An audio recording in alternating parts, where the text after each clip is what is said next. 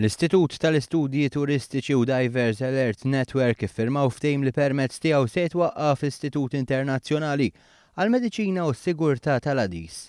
Bil-kollaborazzjoni bejn iż-żewġ entitajiet, Malta ser issir ċentru ta' eċċellenza u pajjiżna se jkun infittex dejjem iktar minn dawk li jridu jtejbu l-ħiliet tagħhom fl-Għadis.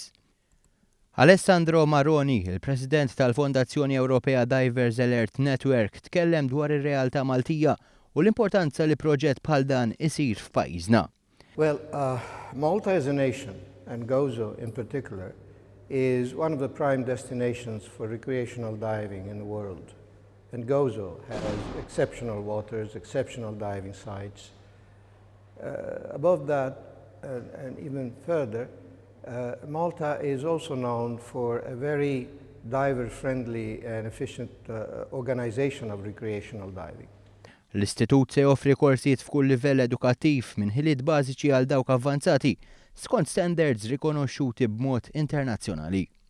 Fil-fatt il-programm se jkopri taħriġ fuq l-ewwel għajnuna marbuta mal-Għadis, mediċina u s-sigurtà.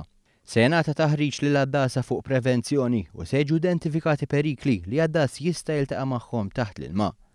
Il-Ministru Edward Zamit Lewis qal li permezz ta' dan il-ftehim pajjiżna jista' jattira turisti li għandhom għal qalbhom l-Għadis mhux biss biex jiskopru d-dinja taħt il-baħar imma anke biex jitħarġu. Minħa tiegħu il-Ministru Anton Refalo qal li dan il-ftehim jista' jkompli jagħmel pajjiżna l-aqwa destinazzjoni fejn jidħol l-Għadis. Pajjiżna mhux biss se jkun l-aqwa destinazzjoni imma joffri wkoll ambjent sigur għall-għaddiesa.